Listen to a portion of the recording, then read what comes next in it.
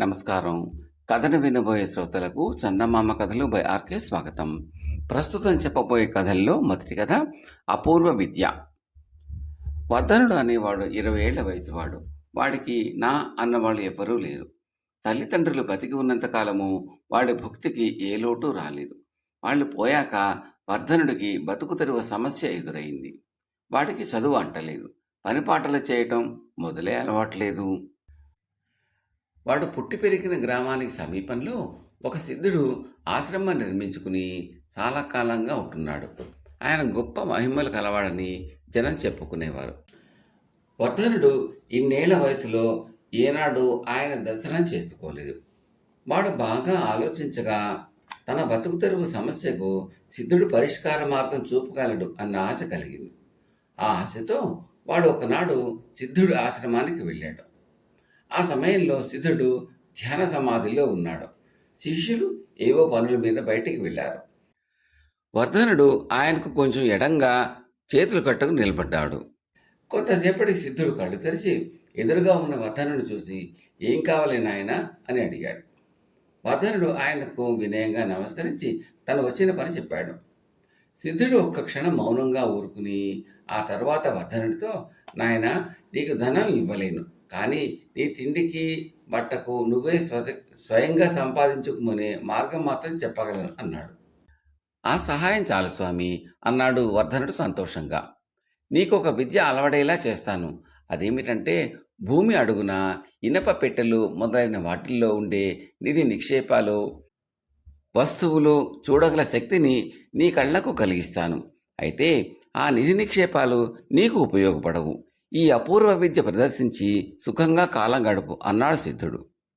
ఆ తర్వాత ఆయన వర్ధనుడు కళ్లకు తన దగ్గర ఉన్న దండకమండాలను మెల్లగా తాకించి కొంచెంసేపు ఏదో మంత్రం చిన్నగా చెప్పించి కళ్ళు తెరవమని, "ఇప్పుడు నువ్వు నిలబడి ఉన్న భూమి అట్టడుగున ఏమున్నదో చెప్పగలవా?" అని అడిగాడు.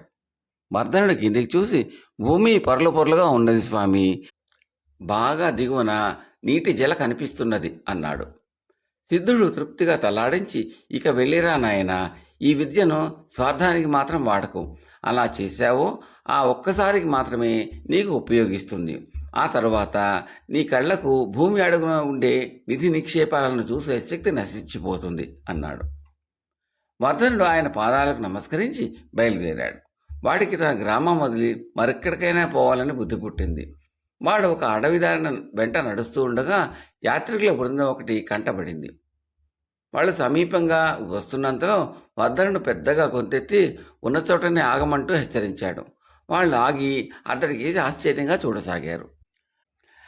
"ఇక్కడ నేల దిగువన ఊబి ఉన్నది. ఇంకొంచెం ముందుకు మీరు వచ్చి ఉన్నట్టయితే అందరూ ఊబిలో కూరుకుపోయేవారు" అన్నాడు వర్ధనుడు. వర్ధనుడి మాటలకు యాత్రికులు మరింతగా ఆశ్చర్యపోయారు. అక్కడ నేల మీద ఎండుటాకులు, పచ్చిక, ఏవో చిన్న చిన్న మొక్కలు కనిపిస్తున్నాయి. ఊబి ఉన్న చిహ్నాలే లేవు. యాత్రికుల్లో ఒకడు వర్ధనుణ్ణి వెర్రివాడి కింద జమకట్టి దూకుడుగా ఒక అడుగు ముందుకు వేశాడు. అంతే, మరుక్షణం అతను మెడలోతు ఊబిలో కూరుకుపోయాడు. వెంట ఉన్నవాళ్ళు అతన్ని భుజాలు పట్టుకుని అతి కష్టం మీద బయటికి లాగారు. దాంతో యాత్రికులకు వర్ధనుడు దేవుళ్లాగా కనిపించాడు. వాళ్ళు వర్ధనుడి చేతిలో కొన్ని వెండి నాణాలు పెట్టి చాలా కృతజ్ఞతలు చెప్పుకుని తమ దారిని వెళ్ళిపోయారు. జీవితంలో మొదటిసారిగా లభించిన ఆ డబ్బును వాడు దుస్తుల్లో భద్రంగా దాచుకున్నాడు. కొంతసేపటి వర్ధనుడు అడవి దాటి ఒక గ్రామం చేరాడు. అక్కడ ఒక ఇంటిలో నుంచి పసిపాప ఏడుపు, ఆ వెంట తల్లి దీన ఆలాపన, తండ్రి ఓదార్పు వినిపించాయి. పాప ఆకలి కొద్దీ ఏడ్చి గోల చేస్తున్నది. వర్ధనుడు ఆ ఇంట్లో ప్రవేశించి తన దగ్గర ఉన్న వెండి నాణాలు కొన్ని ఆ తండ్రికి ఇవ్వబోతూ నేల మీద దృష్టిపడి ఆశ్చర్యపోయాడు. ఆ నిరుపేద నటింట నేల అడుగున ఒక కంచు పాత్రలో చాలా బంగారు నాణాలున్నాయి. వర్ధనుడు ఆ పేదవాడితో, "నీ నటింట లక్ష్మి నాట్యం చేస్తూ ఉంటే చంటిబిడ్డ ఆకలే తీర్చలేకపోతున్నావా? ఎంత ఆశ్చర్యం" అన్నాడు. పేదవాడు వర్ధనుడికేసి చిరు కోపంగా చూస్తూ, "నా పేదతనం చూస్తే నీకు కూడా గేలి చేయబుద్ధి అవుతున్నదా?" అన్నాడు. "అలాంటిదేమీ లేదు, నిజమే చెబుతున్నాను. ఇక్కడ తవ్వి చూడు" అని వర్ధనుడు పేదవాడికి కంచు పాత్ర ఉన్న చోటు చూపించాడు. అక్కడ తవ్వి చూడగా బంగారు కాసులు ఉన్న పాత్ర బయటపడింది.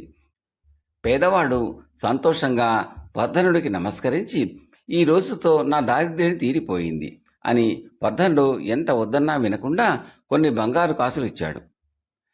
ఈ విధంగా వాడు నెల రోజుల పాటు చాలా గ్రామాలు తిరిగి గ్రామస్తులకు చిన్న చిన్న నిధి నిక్షేపాలతో పాటు వాళ్ళు పోగొట్టుకున్న విలువైన వస్తువులు, ఇళ్ల పెరళ్లలో దాగి ఉన్న విష సర్పాలు మొదలైన వాటిని చూపించి చాలా సహాయపడ్డాడు. ఇలా సహాయం పొందిన వాళ్ళందరూ కూడా వర్ధనుడికి ఎంతో కొంత డబ్బు ఇస్తూనే ఉండేవాళ్ళు. వాడి జీవితం హాయిగా గడిచిపోతున్నది. ఒకనాడు వర్ధనుడు పొలం గట్టు వెంట నడిచిపోతూ ఉండగా అడుగులోతు భూమి కింద లంకె బిందెలు కనిపించాయి. ఆ పొలం ఇద్దరు అన్నదమ్ముల ఉమ్మడి ఆస్తి. ఇద్దరూ కష్టపడి పనిచేస్తూ పిల్లా పాపలతో ఎంతో అన్యోన్యంగా బతుకుతున్నారు. వర్ధనుడు లంకె బిందెల సంగతి ఆ సమయంలో పొలం పని చేసుకుంటున్న తమ్ముడికి చెప్పి తన దారిన ఆ గ్రామంలోకి వెళ్ళాడు. లంకె బిందెల మాట వింటూనే తమ్ముడిలో స్వార్థం తలెత్తింది. అతడు ఒక అర్ధరాత్రి వేళ వాటిని తవ్వుకుని పోయేందుకు పొలానికి వచ్చాడు.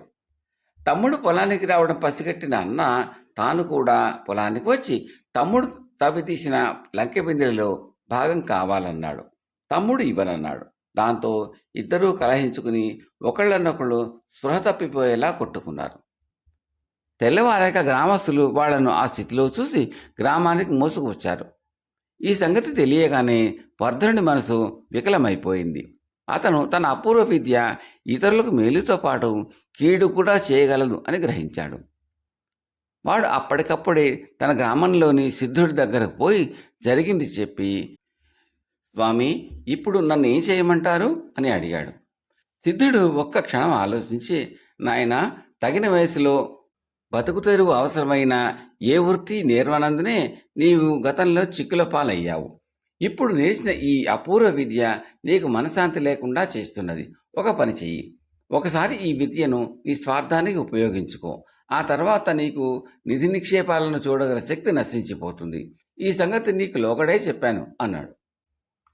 వర్ధనుడు సిద్ధుడి వద్ద సెలవు తీసుకుని ఊరి పొలిమేర్లకేసి బయలుదేరాడు. అక్కడ ఒక మర్రి చెట్టు కింద వాడికి ఒక మట్టి పాత్రలో కొన్ని బంగారు నాణాలు కనిపించాయి. మరేదైనా పెద్ద నిధి కోసం ప్రయత్నిద్దామనే దురాశకు లోను కాకుండా వాడు వాటిని తవ్వి తీసుకున్నాడు. ఆ తర్వాత ఆ ధనంతో వాడు కొంత పొలం కొనుక్కుని ఒళ్ళు వంచి సేద్యం చేసుకుంటూ ఏ ఇబ్బందులు లేకుండా సుఖంగా బతికాడు. కథ సమాప్తం. రెండవ కథ, దైవజ్ఞుడి సలహా. ఒక గ్రామంలో రామయ్య అనే భూస్వామి ఉండేవాడు. ఒకసారి ఒక సందర్భంలో అతనికి తన అత్తమామలతో అభిప్రాయ భేదం వచ్చింది. అతను తన భార్యను పుట్టింటికి పంపడం మానేశాడు. ఆ తర్వాత కొన్నాళ్ళు బాగానే ఉంది. ఆ తర్వాత క్రమంగా అతని భార్యకు ఆరోగ్యం చెడసాగింది. వ్యాధి లక్షణాలను బట్టి మందులు మాకులు అవి ఇస్తే ఏవీ పనిచేయలేదు. ఎందరో వైద్యులు వచ్చి చూసినా కూడా వ్యాధినేం కాలేదు. జబ్బు ఏమిటో కూడా వైద్యులకు అంతు చిక్కలేదు. రామయ్య ఉండే గ్రామానికి దగ్గరలోనే మరొక గ్రామంలో ప్రశ్నలు చెప్పే దైవజ్ఞుడు ఒకడు ఉండేవాడు. కోరికలు తీరిన వారు ఎవరైనా ఆయన వద్దకు వెళ్ళి దక్షిణ తాంబూలం ఇచ్చి కూర్చుంటే ఆ దైవజ్ఞుడు వాళ్ళు వచ్చిన పని తెలుసుకుని ఆ పని సానుకూలమయ్యే మార్గం చెప్పేవాడు. కాకపోతే ఆయనతో ఒకే ఒక చిక్కు. అదేమిటంటే ఆయన చెప్పేటప్పుడు ఆయన చెప్పింది చాలా జాగ్రత్తగా విని సరిగా అర్థం చేసుకోవాలి. సరిగా వినకపోయినా, విన్నది సరిగా అర్థం చేసుకోలేకపోయినా, ప్రశ్నలు వేసినా ఆయన రౌద్రంగా మండిపడి అవతలివాడు ఎంతటి వాడైనా సరే ముందు తోలనాడేవాడు. ఆ తర్వాత తాను చెప్పిన దాన్ని వివరంగా తెలియజేసేవాడు. ఈ కారణం చేత కాస్త అభిమానం గలవాళ్ళు ఎవ్వరూ కూడా ఆయన వద్దకు వెళ్ళటానికి ఇష్టపడేవారు కారు. కానీ పని జరగటం ప్రధానంగా పెట్టుకున్న వాళ్ళు ఆయన చేత 4 మాటలు పడడానికైనా సిద్ధమై వెళ్ళేవారు. రామయ్యకు ఆ దైవజ్ఞుని చూసి కలిసి తన భార్య ఆరోగ్యం బాగు చేయించుకోవాలన్న ఆలోచన చాలాసార్లు కలిగింది. కానీ అభిమాని కావటం చేత ఆయన అవమానం పొందవలసి వస్తుందేమోనని సంకోచిస్తూ చాలా రోజులు గడవనిచ్చాడు. అయితే తన భార్య జబ్బు నిమ్మళించటానికి బదులు పెరగసాగింది. అందువల్ల దైవజ్ఞుడి దగ్గరకు పోక తప్పదు అని రామయ్యకు తోచింది. అందువల్ల అతను ఒక మంచి రోజు చూసి దక్షిణ తాంబూలం చేత పట్టుకుని దైవజ్ఞుని చూడపోయాడు. దైవజ్ఞుడు తెల్లటి గడ్డంతోనూ మీసాలతోనూ మంచి తేజస్సుతోనూ రామయ్యకు కనిపించాడు. రామయ్య ఎదురుగా కూర్చోగానే, నీ పేరు రామయ్య, నీ భార్య మంచం పట్టింది, ఆమె ఎలా తేరుకుంటుందో తెలుసుకోవాలని వచ్చావు. అహంకారివిరా నువ్వు, మహా దురహంకారివి. ఏమైతేనే వచ్చావు. పాపం, నువ్వు ప్రకృతి విరుద్ధమైన కార్యం చేశావు. సహజ సిద్ధమైన ప్రవాహానికి ఆనకట్ట వేశావు. ఆ ఆనకట్ట తీసి నీ భార్య ఆరోగ్యం నయమవుతుంది. వృధాగా మందులకు మాకులకు ధనం ఏం చేయకు. నేను చెప్పింది తెలిసింది కదా అన్నాడు. రామయ్య లోపల ఆశ్చర్యపడుతూ తెలిసింది అన్నట్టు తలాడించాడు. నిజానికి దైవజ్ఞుడు చెప్పింది రామయ్యకు ఏమీ అంతు పట్టలేదు.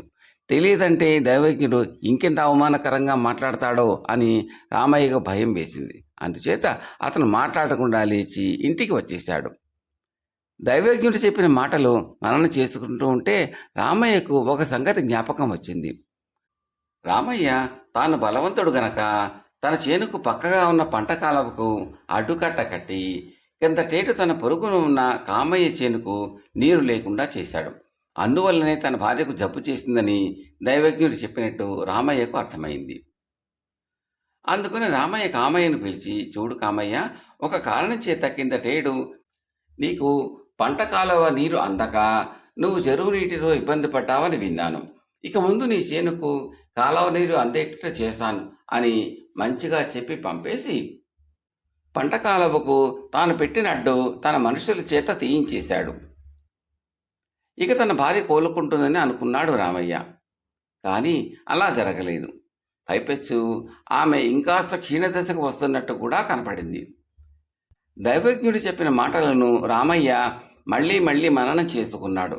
సహజ ప్రవాహానికి తాను ఇంకేం అడ్డుకట్ట కట్టాడో అతనికి ఎంత ఆలోచించినా అర్థం కాలేదు. దైవజ్ఞుడు చెప్పిన దానిలో ఏదో గూఢమైన అర్థం ఉండి ఉండాలి. అది ఆ దైవజ్ఞుడే చెప్పాలి. చేసేదేమీ లేక రామయ్య మరొకసారి దైవజ్ఞుడు దగ్గరకు వెళ్ళాడు. దైవజ్ఞుడు అతన్ని చూస్తూనే, మళ్ళీ వచ్చావా? నువ్వు మహా దురహంకారివిరా. నేను మొదటే చెప్పానే, నేను చెప్పిన సలహా నీకు అర్థం కాలేదు. అర్థమయ్యేటట్టు చెప్పమని అడగడానికి అభిమానం అడ్డొచ్చి అర్థమైందని తలాడించావు. చెబుతా విను. ఈ దురహంకారంతోనే నువ్వు నీ భార్యను ఆమె పుట్టింటి వారికి దూరం చేశావు. ఆమెకు తమ కన్నవారిపై ఉండే ప్రేమ సహజ ప్రవాహం లాంటిది.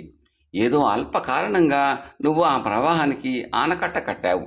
అది మొదలు నీ భార్య ఆరోగ్యం చెడింది. ఆ మనోవ్యాధి కాస్త క్రమంగా పెరిగి ఆమె కాస్త మంచం పట్టింది. వెళ్ళు, పోయి మీ అత్తవారికి క్షమాపణ చెప్పుకుని వారిని తిరిగి తీసుకురా. వాళ్లను చూశాక నీ భార్య కోలుకుంటుంది అని చెప్పాడు. రామయ్య అహంకారం ఆ దెబ్బతో దిగిపోయింది. అతను ఆ రోజే బయలుదేరి తమ అత్తవారి ఊరు వెళ్ళి అత్తమామలతో ఎంతో మంచిగా మాట్లాడి వారిని తన ఇంటికి తీసుకుని వచ్చాడు. తన తల్లిదండ్రులను చూసిన క్షణం నుంచి రామయ్య భార్యలో మార్పు వచ్చేసింది. కొద్ది రోజుల్లోనే ఆమె లేచి తిరుగుతూ చూస్తూ ఉండగానే ఆమె పరిపూర్ణమైన ఆరోగ్యం పొందింది. కథ సమాప్తం. 3వ కథ పరమసుంఠ. కథలోకి వెళ్ళబోయే ముందు శ్రోతలకు చిన్న మనవి, మీకు ఈ కంటెంట్ నచ్చితే లైక్ చేయండి, బంధుమిత్రులు షేర్ చేయండి, సబ్స్క్రైబ్ చేసి గంట సింబల్ కాల్ కూడా నొక్కండి. ఈ సూచనలు సలహాలు కామెంట్లలో తప్పక తెలపండి. చాలామంది చూస్తున్నారు కానీ లైక్ చేయడము కామెంట్లు పెట్టడం చేయటం లేదండి. దయచేసి చేయండి, అది మాకు ఎంతో ఎంకరేజింగ్గా ఉంటుందండి. Thank you very much. ఇక కథలోకి వెళ్దామా. పరమసుంఠ. ఆనాటి పండితులందరికన్నా గొప్పవాడు అని ఖ్యాతి పొందిన శివసూరి అనే వృద్ధ పండితుడు ఒకానొక గురుకుల యాజమాన్యం ఆహ్వానించగా అక్కడ ఉపన్యసించేందుకు వచ్చాడు.